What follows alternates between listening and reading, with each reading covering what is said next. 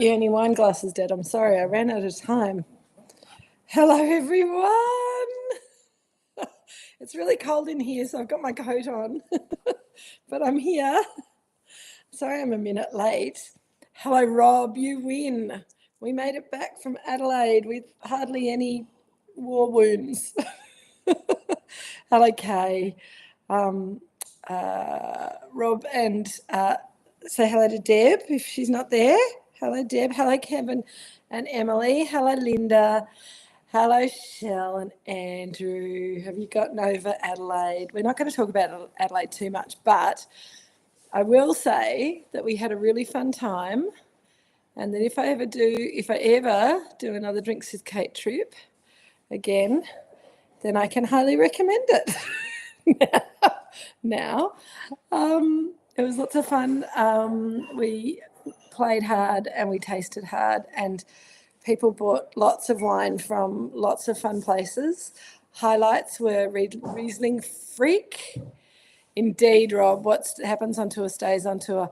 I can tell you that Riesling Freak makes some beautiful wines. Hello, Sonia, lovely to see you. And the beautiful people at Ministry of Clouds, all of their wines were delicious. And we had lots of other delicious wines as well, which we'll tell you about another time, because today, ta-da. Oh, hello, Cotty and John. I missed you for a second. Hang on, I have to have a sip of water. I've been running around a bit like a mad thing today. I'll tell you about that later. Because what I want to tell you about now is Pinot Gris 2014. Woo! And I have to apologise. I have to apologise for not emailing you guys with a recipe until yesterday. Oh, let me get that open. But I was a little bit broken on Tuesday and didn't have the strength to open my computer. So I apologise for that. And I also apologise that I also couldn't find the recipe that I wanted to, which was a Thai crispy, spicy eggplant salad, because that was pretty awesome, that we had at the Thai restaurant with this exact wine, because Shell and Andrew brought this wine along to Adelaide by mistake. Gosh, isn't that a lovely colour? I'll just pop that over there for Jill and Richard when they're ready. So the dip, the Ottolenghi dip, is delicious. I've made it before, but I haven't made it tonight, so I did have to buy some commercial baba ganoush. And I've got, if David and Fiona are on, hi, I have, and Craig, and actually it wasn't David and Fiona, it was Craig. Craig and Karen, who bought snacks for Drinks with Kate last week, and these are the last of the Brett's Camembert chips from last week. Because it's closed. Oh, good on you, Fiona. You did the Ottolenghi dip as a salad with the cucumber and tomato. That's very good. That's what I wanted to do, but I've been running around all day, and I left my eggplants at home as well, and my cucumber and tomato, so that was dumb. Anyway, I will survive, as we say in the... just got a message from someone on WhatsApp. I'll stop looking at that for the moment. That's going to confuse me horribly. Hello, Dies. Bris Vegas. Yes, you've just left. I know, look at that. They're a bit crumpled, but they still taste good. Nice and crunchy. I think Brett Seps would work, Rod. I like the Sepp Bretts with Pinot Noir, but I also like it with Pinot Gris, so go for it. Thank you, Shell. I bought this. This is a cardigan jacket. What do they call it? A jardigan or something that I bought in England. And it's Irish wool, and it goes down to almost my knees. It was very warm. I was cold when I got in here, because the floor heating doesn't seem to be working very well. We're going to have to work that out before King's birthday weekend. But that is something to worry about in the future. Tonight, let's drink some wine. It's lovely to see you all again. I feel like I haven't seen some of you for at least a couple of days. Hello, Alison. How you doing? So this is more golden in colour than I expected. This bottle. Hello, David. How you going?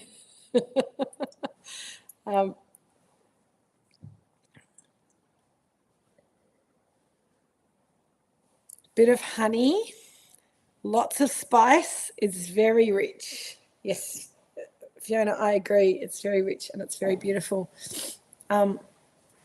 David's tuning in from bed, not the dinner table. Yeah, I know. So poor old David has just revealed to all of us who were in Adelaide together that he has the spicy cough. So we're hoping that he hasn't given it to all of us, or that whoever gave it to him did also not give it to us, because it is everywhere and everyone's going to get it. And, here's to David feeling better soon, and here's to all the rest of the Adelaide team and everyone else out there not getting sick from COVID anytime soon. Cheers to you, David. It's got this little mushroomy note to it. It's got this little mushroomy note to it as well that makes me think, Rob, that that your Brett's, your Sep Brett's will go even better with this than I thought. Craig says that they are eating Joan's quiche and Joan's dip. Good on you, Joan. The wine's awesome and goes really well with it. Okay, cool. So I'm going to taste the wine first and then I'll think about the food. Hello, Joan. Hello, Karen. Who else haven't I said hello to? Did I say hello to John with Cotty? Anyway, hello, everyone. It's lovely to see you. Hello, Scott. Welcome to the chat. So beautiful golden colour. Gorgeous nose. I've actually got mine at room temperature, which is my weird thing that I do, particularly on a cold day. I like drinking my white wine at room temperature or not much lower than that.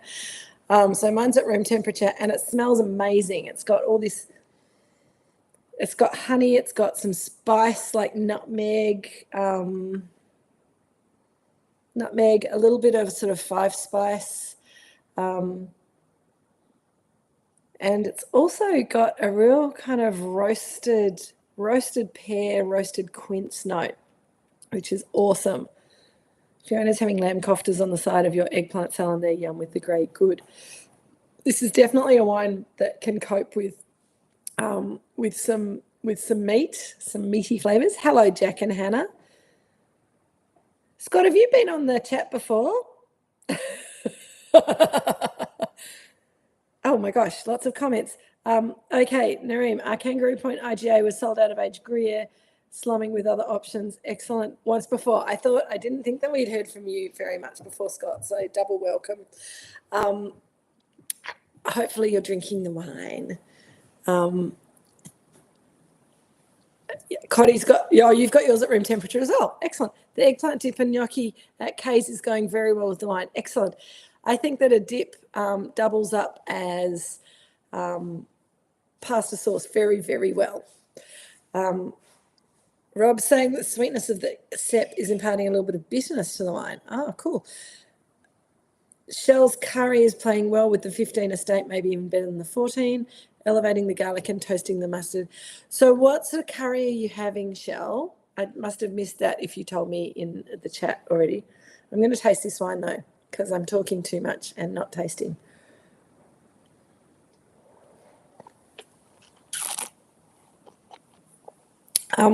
Yum. Yum. That's really delicious. So, like as Craig said, it's really Sri Lankan dal. That's right. You did tell me on a text message. Yum.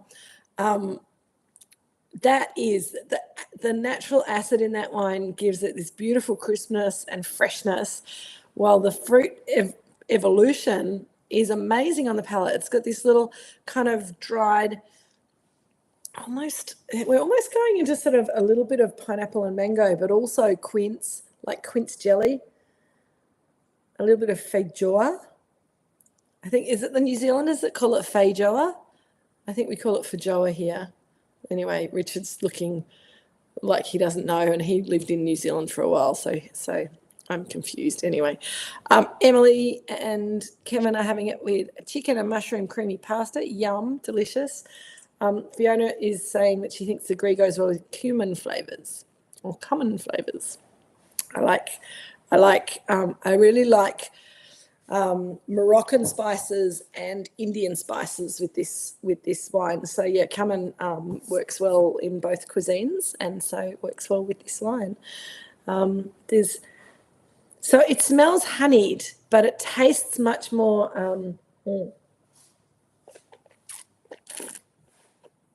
What does wine taste like, guys? Come on, help me. There's something in there. It's really tangy. It's got this evolved, it's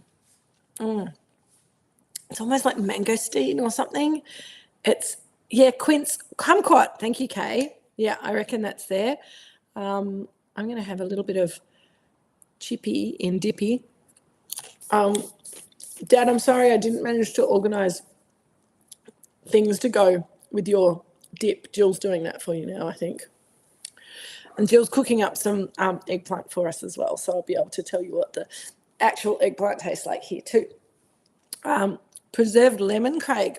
I quite like that one. Preserved lemon. Yep, definitely salted, and that goes with the cumin and coriander seed spices. So getting into that Moroccan kind of vibe, which also works well with the baba ganoush or the ottolenghi dip recipe that I sent out. So I've got baba ganoush. I did put some oil and some pomegranate seeds on there to make it look a little bit prettier and to make it taste a bit more interesting. And I think that's interesting because pomegranate seeds have this kind of sour tang to them, which this wine also has. So it's not pomegranate because that would take it too much into the sort of red spectrum, but it's sort of reminiscent. And I reckon, Shell, you're talking about your mustard seeds and curry leaf, and I think that curry leaf is a really lovely foil to this wine. It's getting more lemony. It's getting sort of more lemony on the nose as it airs up, which I think is really interesting. Oh, there's Polly. Hi, Polly. Polly's just joined in. What are you doing with those? With those, these are my leftover chips from last week that I brought back from Adelaide because I was going to make a joke about how I hadn't had time to get any other snacks. But now Jill's brought me beautiful snacks. Jill, are you going to show us the bit? Look, there's Jill. Hello, everyone. I've just whipped these up for Kate to go with her baba ganoush. A little bit of aubergine, dipped in egg and breadcrumbs and fried. So that they'll be nice and crispy. Yum, and nice and warm on this cold night. Yes. You're taking my chips away, are you? You're confiscating them. They look a bit scruffy. They do look a bit scruffy. There we are. Yeah, they do look a bit scruffy. It's a bit pathetic. You can do better. I know. Well, I need my support team. Jill, Nareem and Craig say hi, and everyone else does too. But they actually bothered typing it. Rob says best mum ever.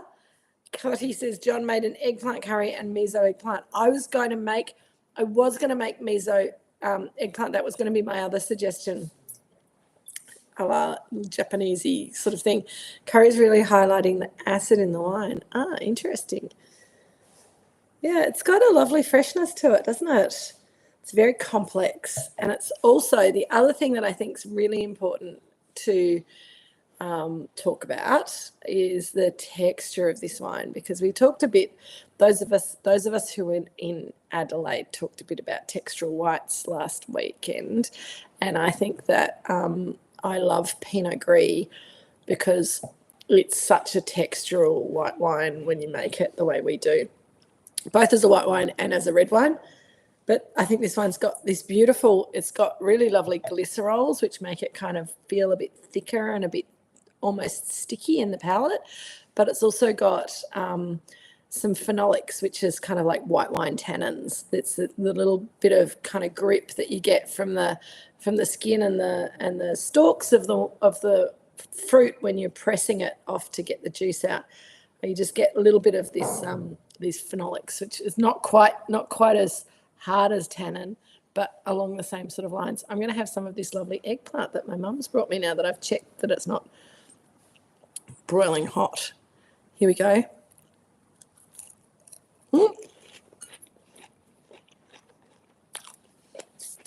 Oh, yum. Gee, she's good. I should keep her. So she put quite a bit of salt on there as well, which has really worked nicely with the sort of honeyed notes of the wine. And I think this is a good example of how aged Pinot Gris like this, even though it's bone dry, it has all of those sweet fruit aromatics and flavors, but because of the alcohol and the glycerols on the palate, you get a feeling of sweetness on the palate as well, which I think is pretty awesome. So Fiona's getting a hint of dried apricot. Yes, absolutely. And Nareem is saying nice things. Not many wineries make Pinot Gris the way that Moorooduc does. I agree. We've had this conversation before, but it's worth having again, particularly for Scott. But I think that a lot of wineries in Australia have thought of Pinot Gris as being a bit of a second-rate grape variety, and so they've treated it, they've used it to make wine in a sort of less careful way. It's not it tends to be grown with lots of water to make the crops higher. Higher crops means more concentration, less concentration, and picked earlier to kind of keep the crisp in a warmer climate. Because Pinot Gris is a medium acid variety. Hello, Nina. Have you got Peter with you? He dashed out the door about, 25, 30 minutes ago. What was I saying? I'm reading people's questions now. Peariness. Yeah, Nina, I reckon it's got dried pear and it's got ripe pear. It's got almost kind of poached pear as well. Okay, agree. Nice, he's back. Yay. Craig is talking about how the whole tongue palate thing is the front, middle, or back palate line. So let's test it out. So what Craig's talking about, and we do talk about it from time to time, is that some grape varieties you feel more at the front of the palate. So when you just put it in your mouth, you feel it sort of on the tip of your tongue and behind your teeth, and then it kind of fades away as it goes back. Some grape varieties, like Chardonnay, for example. Chardonnay. Chardonnay does the front of the palate all the way down the middle of the palate, down the back of the throat thing. So it's very linear. Pinot Noir tends to just kind of hit a moment after it hits the palate. It's throat thing. So it's very linear. Pinot Noir tends to just kind of hit a moment after it hits the palate. So it's not very forward on the palate, but it then goes all across the middle palate and the back palate. It kind of opens up. What's this Pinot Gris doing? Let's taste it and find out. Try not to kick the table too much. Sorry about that wobbly screen.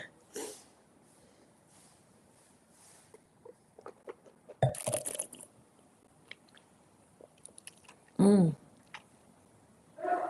wasn't concentrating. I was just going, yum. Hang on, let's do that again. I think for me, it's a bit like Pinot Noir.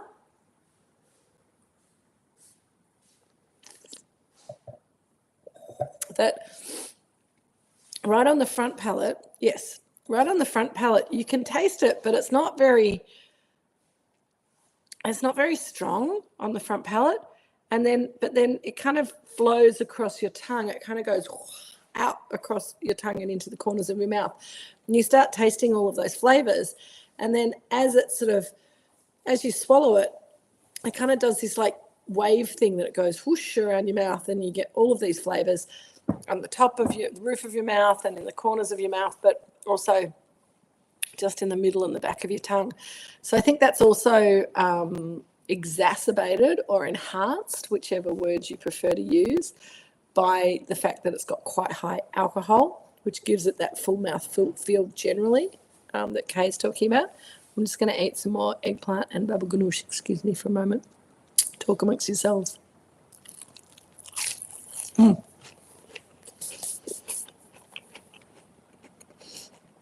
The crumb's really crunchy and really delicate, so if I don't put the whole thing in my mouth, it'll kind of collapses. So I had to shove it all in my mouth. That's my story, and I'm sticking to it. Okay, I'm going to stop looking cold and sit up properly. It's really cold in here, Dad. It's really cold in here. I think the floor heating might be on the blink. We'll have a bit of play with it. Anyway, back to the wine and the eggplant. My eggplant is enhanced by the fact that Jill has fried it, and I think she's put it in, I think she might have put it in the deep fryer, or she might have fried it in the pan. But either way, deep fryer. The eggplant itself, eggplant's awesome when it's cooked well. Like if you've had bad eggplant that isn't cooked properly, it tastes quite rubbery and is bitter and horrible. If it's cooked well, and Mum's got those little thin Japanese eggplants, so they cook quicker. But if you deep fry them and it cooks them on the outside, but also makes the inside go all kind of creamy and soft and delicious, and it's so beautiful. And what she's done is just very simply coat the eggplant in some egg and some crumbs and then some salt on it, and it's just delicious. Craig's not getting it on the back palate much because of the acid tingling in the mid palate. Okay.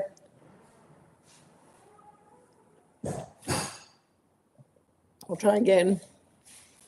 I get it on the back palate, but it's sort of acid in the mid palate, alcohol on the back, and then tingly side tongues. That's acid as well, Alison, but it's weird because this is a medium acid wine. So the acid's not as high as it would be on a Chardonnay, for example. So the tingly bit is also just, I think, because the wine's showing some evolved fruit characters and some softness of the fruit, then the acid that's kind of held and stayed there is more obvious as a result. Coddy is really seeing how much food impacts wine. The Gris keeps changing depending on whether they're eating the curry or the miso eggplant. Which is better with it, Coddy? I'm imagining that maybe the miso eggplant would be better than the curry. I'm not sure what sort of curry you've made, so it's a bit hard to tell from guessing. If it's a tomatoey curry particularly, that's going to be lots of flavours that are going to kind of challenge the wine. But Alison's saying, I love eggplant too, Alison. I think eggplant is amazing when it's done well, and really disappointing when it's not done well. Is 14% higher than normal, Nareem is asking, and no, it's not. In fact, the Pinot Gris almost always is like 14 to 14.5%. Alison's finding it hard to define or describe, but feeling that it's a treat anyway. And I agree, Alison. I think that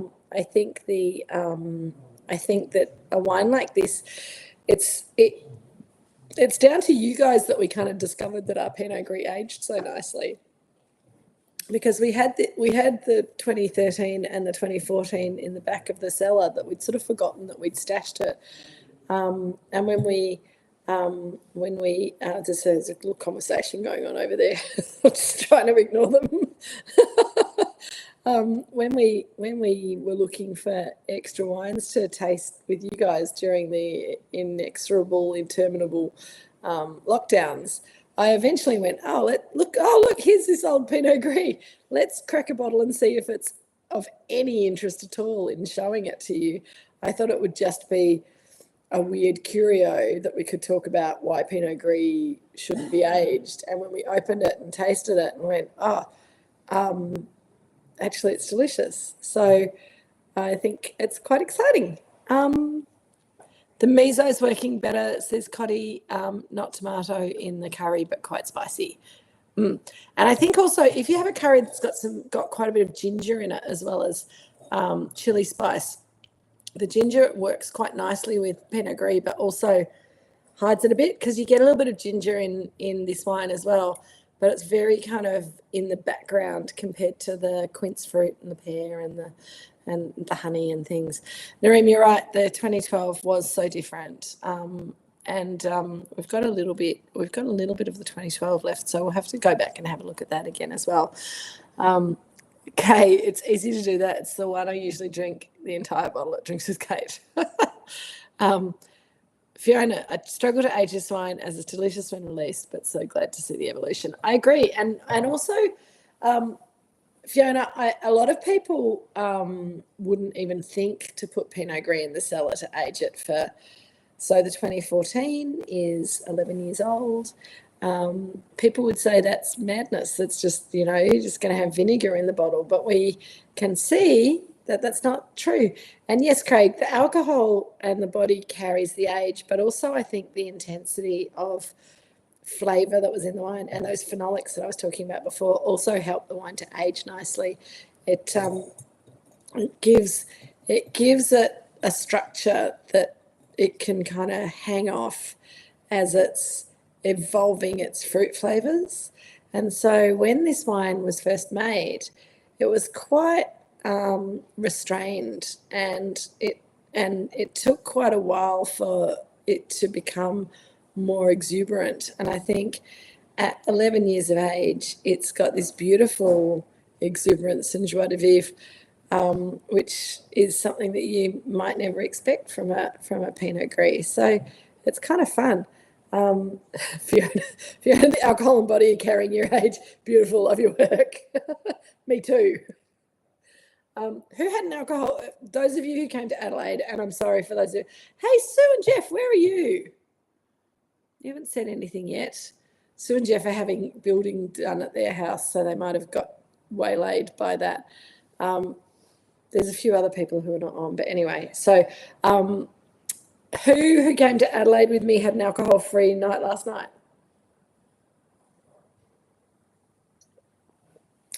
I didn't have an alcohol-free night last night, but I had a drink with Mum and Dad and a dog walking friend here at Moorooduc. Fiona did on Tuesday. Good work. Me too. It was quite a big 4 days. David cracked your Shiraz last night as we had steak. Excellent. Fiona, David's definitely punching above his weight. Craig, you for sure. Sonia, I'm glad to see you on the chat as well, because I heard there was a bit of an accident on the road that you and Kay were driving home on last night, and I knew that Kay was home. I wasn't sure where you were up to, but I'm very glad to hear that you're safe and well. And are you home now, Sonia?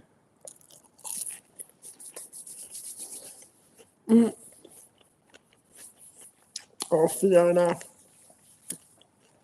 See, Craig, that's what lovely people say about their partners. What are we doing? Peter, I don't mind if you talk about Adelaide. Thank you, Peter. Had to cheers Jean. Cheers, Jean. Oh, Nareem, you didn't, because you had to have a drink. Alison, you were going to have a sherry, but you'd run out. Oh dear. Coddy and John had 2 alcohol-free days. That's very grown up of you. Well done.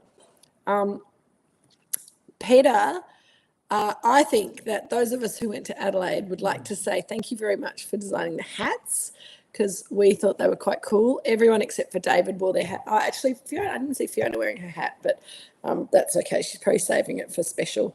But the hats were very popular.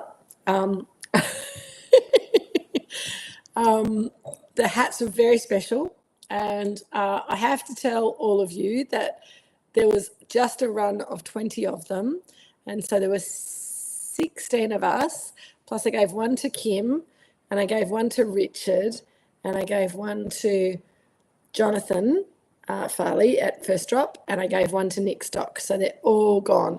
They were just for the tour, and Richard got a special one. Peter didn't even get one because he said he could do without one. So I hope that you're not too sad, Pete.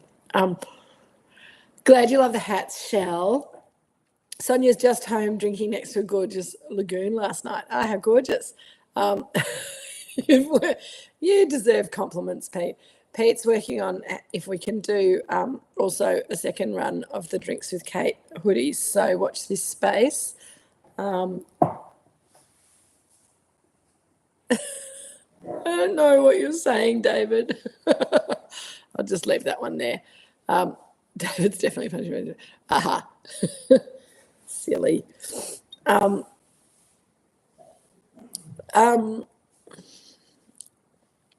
Now I've lost track of my brain. So what was I doing today that made me so disorganised that we started Drinks with Kate a minute late? Well, we had so today we had a little event for Mornington Peninsula vignerons and Mornington Peninsula viticulturists, more importantly. We had an MW colleague of mine from New Zealand came out, Steve Smith, and I got to interview him in front of the whole crowd of people. I got it, David. I got there eventually. Okay.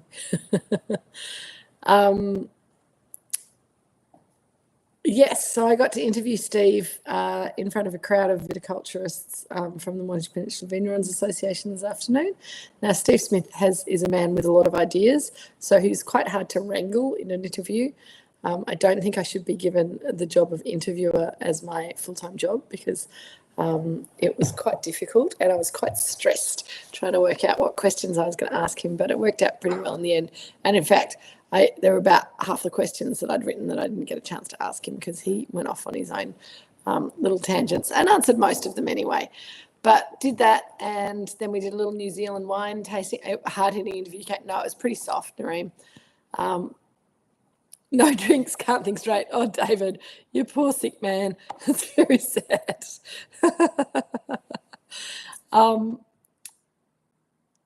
But yes, we had a really nice time and we tasted 5 New Zealand Chardonnays and 5 New Zealand Pinot Noirs that he put on, and they were very interesting.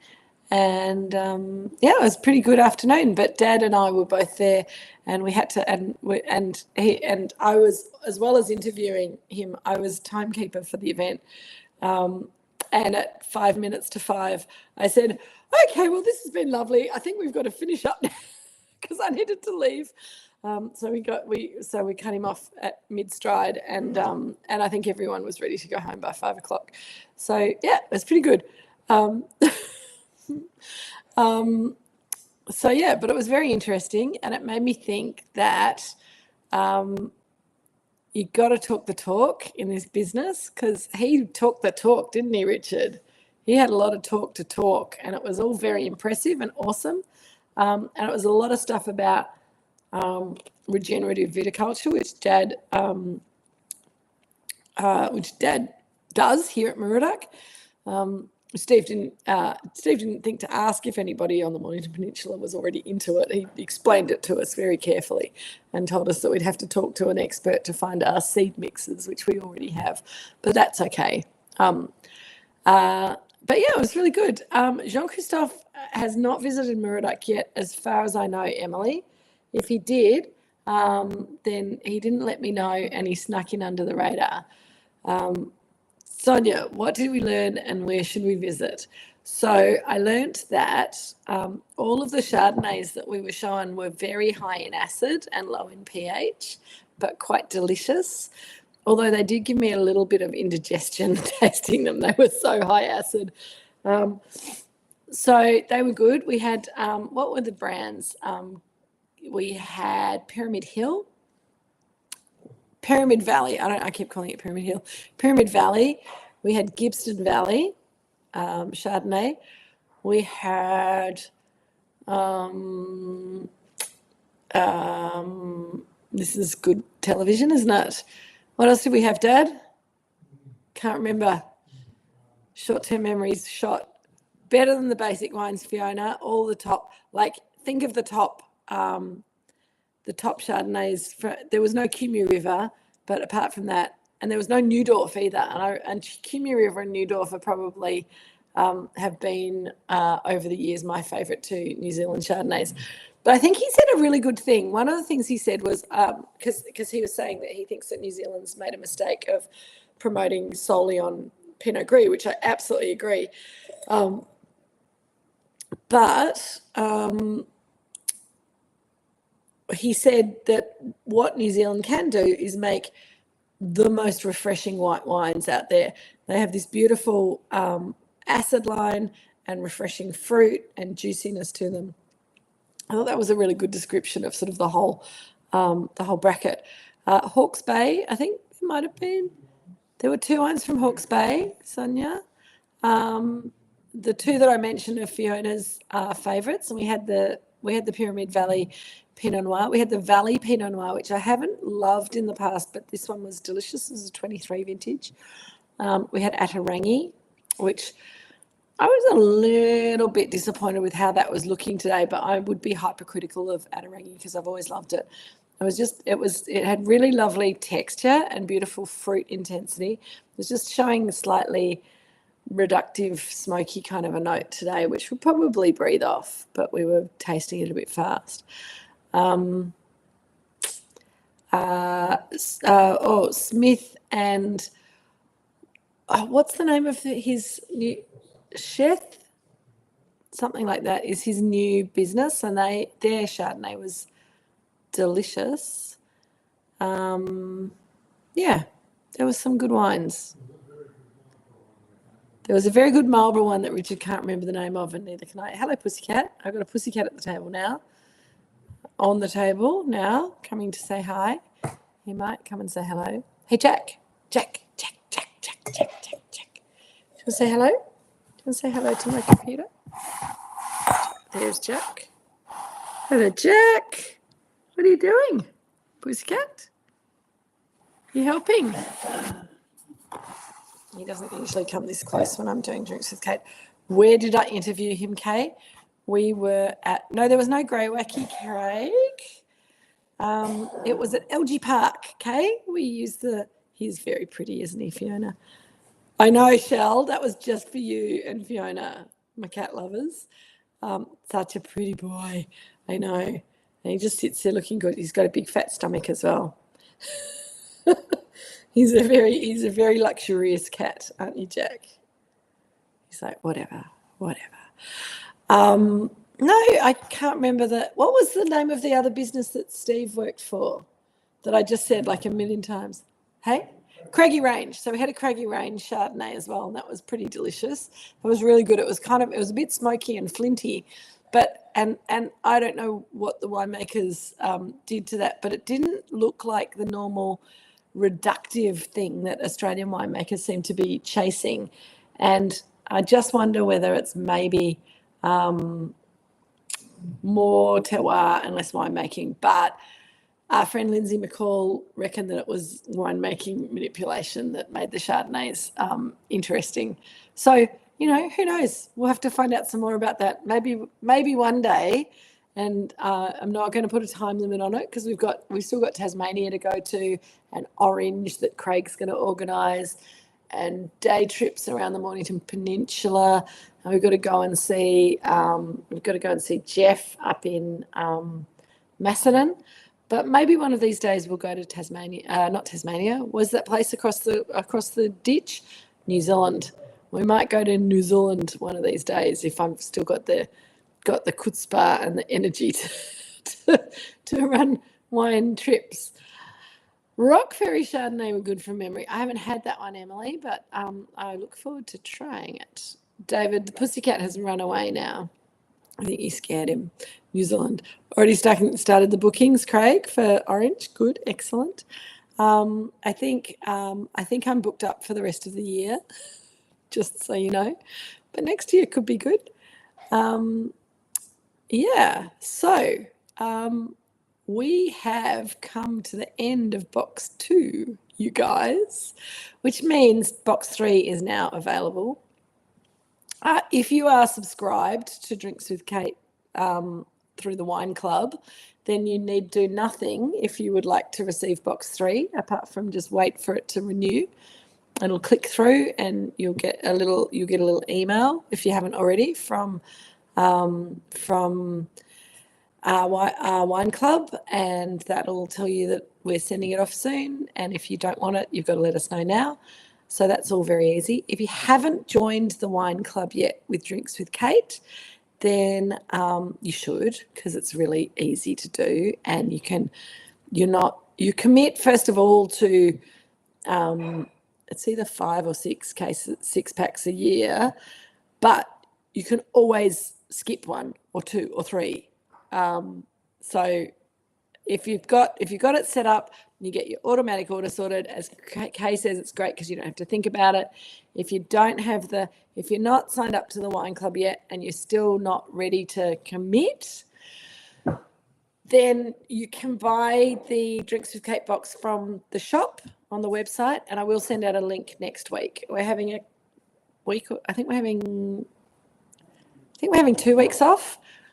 But I forgot to look at that before I jumped on tonight. So I will send you an email on Monday with all of the potential options. We also, as you guys know, those of you who are in the Wine Club at least know, we have a Wine Club lunch on the Sunday of King's birthday, which is all booked out. I'm sorry, I know there were a couple of you who wanted to come, but unfortunately, thank you, Nareem. It is easier, and it's all very stress-free. So check it out if you haven't. It's good. Thank you, Nina. By the way, Nina liked my jacket as well. Got this in England. It's very, very good. I know. Sorry, Nareem. Coddy's enjoying the wine much more without food, getting more complexity, stone fruit, citrus, and a little savoury salt. Yeah, there's a little salty finish to it, isn't there? It's really interesting. I'm enjoying it with the food that Jill did. I'm enjoying it by itself. So I'm happy both ways. But I think maybe the curry was a step too far. But you got to try these things. You got to try these things before you know. Shoes. Peter, do you want me to show people my shoes that I'm wearing today? Is that what you're saying? Or is there something else about shoes that needs to be discussed? I'm not quite sure what that was. I am wearing some fairly fabulous shoes today, but I'm not sure if I feel like sticking them up above my head. Jackie's saying savoury as well. Yeah, absolutely. Okay. All right. Hang on. Oh, hang on. Nina wants to see them. Okay, cool. Watch out. Here we go. Ready? No, there you go. Can you see that? I'm not quite flexible enough. There we go. Ow.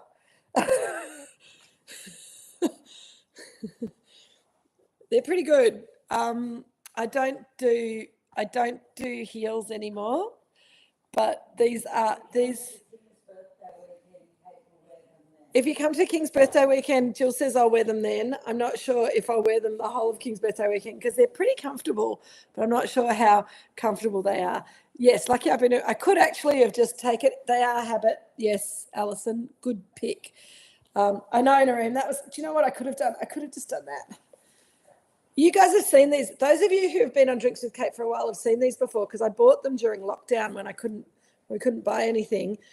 And I thought they were the most beautiful things in the world. And I don't wear them enough, but I do love them. And I don't want to wreck them either because they're patent leather. They're so pretty. Now I'm going to have one shoe off and one shoe on. Then we need another. Okay, so Nareem, we can't add another table for lunch because I already asked Jill and Peter, and they've just. But we will be having.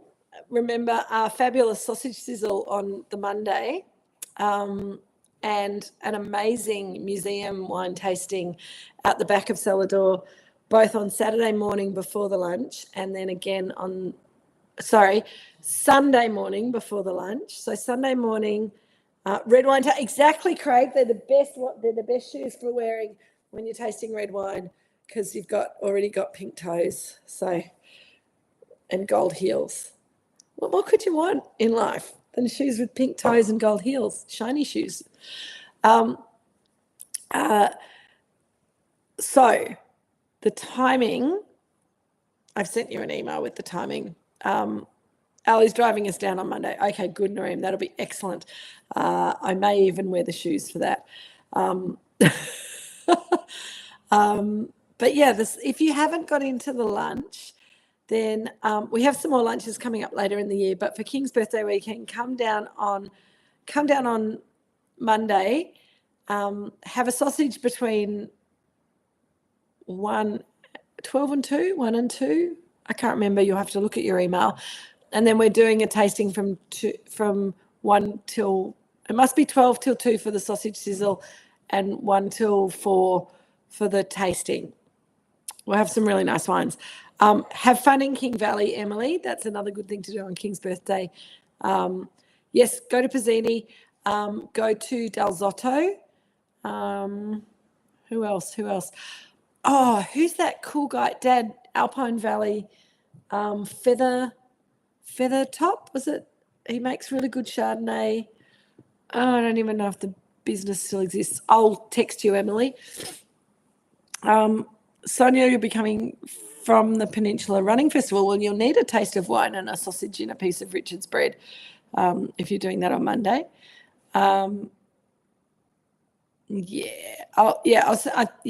Sam Miranda, yep. Darling wines are good, says Jackie. I don't know those wines. I have to check them out. So King's birthday weekend, I'm up at Red Hill on the Saturday. Unless you really love a crowd, that may not be the place for you, but it's pretty exciting because we get a large proponent of Mornington Peninsula producers pouring their 4 wines of choice, and you can go around and taste everything, and they've got restaurants doing food. So it's pretty fun, but it gets pretty busy. So if you do come to that, I recommend coming early. Feathertop. Okay, thank you. A friend's parents own Feathertop. Wood Park. Yeah, Noreen, Wood Park's fantastic. Love their Chardonnay. I keep kicking the table. Sorry that I'm making the computer wobble. Yes. So King's birthday weekend, that's all sorted. We then have Drinks with Kate starting. We've got Drinks with Kate starting I don't have any of the dates. I'm terribly sorry, but I will send you an email on Monday. And if you're not in the wine club with the Drinks with Kate subscription and you want Drinks with Kate box 3, now is the time to order it. That's my message. And that's all for tonight. All right, team, I'm going to go. I'm losing my mind. I'm going to eat a little bit more baba ganoush and eggplant. It's been awesome. I'm missing you all desperately from our fun in those of you who are in Adelaide. It was really nice to hang out with folks in real life, but I think it's also really awesome that we get to do this every Thursday night. So cheers to us. Take it easy. David, feel better soon, and hopefully nobody else gets COVID. Cheers, everyone. Love you lots. Bye.